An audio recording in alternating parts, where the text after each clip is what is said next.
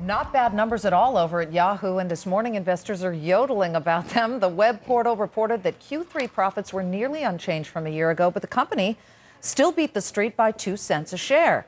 So the shares are jumping by 5.5% or $1.88 to $35.58.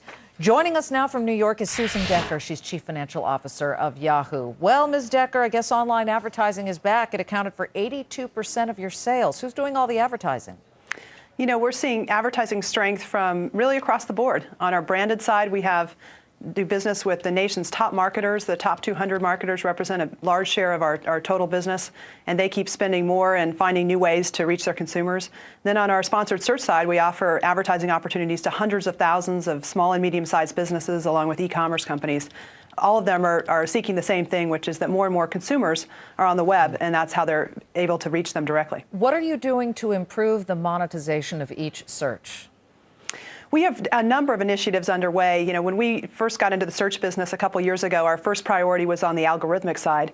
Then we turned our efforts about a year ago, and all our operating plans this year are all around trying to enhance monetization, which to the company represents all upside. You saw the first of that in this quarter. We launched an invite-only beta for the Yahoo Publisher Network. That's extending some of the inventory we have, and we'll open that up more broadly in early '06. In addition, we're working on various matching algorithms that help drive the coverage of terms and drive revenue per search up. And then longer term, we're really focusing on the algorithms themselves to drive click-through rates and some of the advertiser tools that will help reduce friction in the system, and we should see some of the benefits of that later in '06. So overall, we're really pleased. Yeah, overall a pretty good report and a good outlook too. I guess then the one thing that jumped out at me was that Yahoo appears to be losing a bit of market share when it comes to search hits. That declined during the quarter, yet Google, Microsoft gained market share. To what do you attribute that, and what are you doing about it? You know, I guess it depends on what data you look at. What we see is that it flips up and down every month. We gained share in June and July, ticked down a little bit in August, back up in September. So I think the bigger point really is that there's been very broad stability among the top 2 players on a global basis. We are tickled. That's a great goal for us, was to try to achieve stability in a very rapidly growing market, having not even been in the business for 2 years. So we feel really pleased with that, actually, and see that as a great sign of strength. You're giving Q4 estimates, and I see that it's net revenue of $1.03 billion to $1.08 billion within the band that Wall Street analysts are expecting. But the dollar's been strong.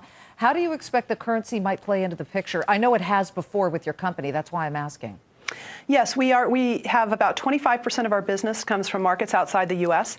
So when the dollar strengthens relative to the market basket of currencies that we have exposure to, that would tend to create a little bit of a headwind. It isn't a material headwind. We did talk about that with our guidance yesterday. There's probably about $5 million of impact that we see in terms of what the fourth quarter will be versus what we might have thought 3 months ago. We were still able to raise our guidance notwithstanding that, though, given the underlying strength in the business. This month you announced this alliance, the instant messaging alliance with big bad Microsoft. Tell us how that came about and how you expect it to add to your bottom line. You know, we're thrilled with that partnership. It's really the culmination of many months of discussions. It's something that makes so much sense to consumers to have the combination of our 2 networks, which together reach, close to 300 million people globally. It enhances the service in a very material way.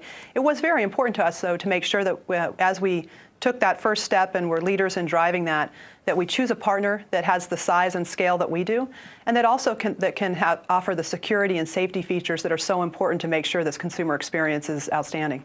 What is the #1 priority for Yahoo right now? When you look at all of the things that are on your plate, which looks to you to be the one that you need to bolster the most? Would it be partnerships like that, alliances like that, or is it gaining more market share in certain areas?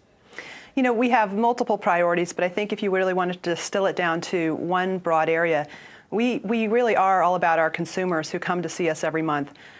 We have an enormous breadth today. We reach 400 million people per month, which is really astonishing when you think about it. There are 1 billion people that come to the internet on a global basis every month, and 40% of them stop by Yahoo and stay with us and use our services. So from here going forward, we're really focused on engagement, depth, helping people find what they're looking for, helping them publish and create information, and ultimately getting them more and more tied to our suite of services. The financial side really falls out of that, and so our primary focus is really on the consumer. Susan Decker, we thank you for joining us. Thank you so much for having me. Susan is Chief Financial Officer at Yahoo.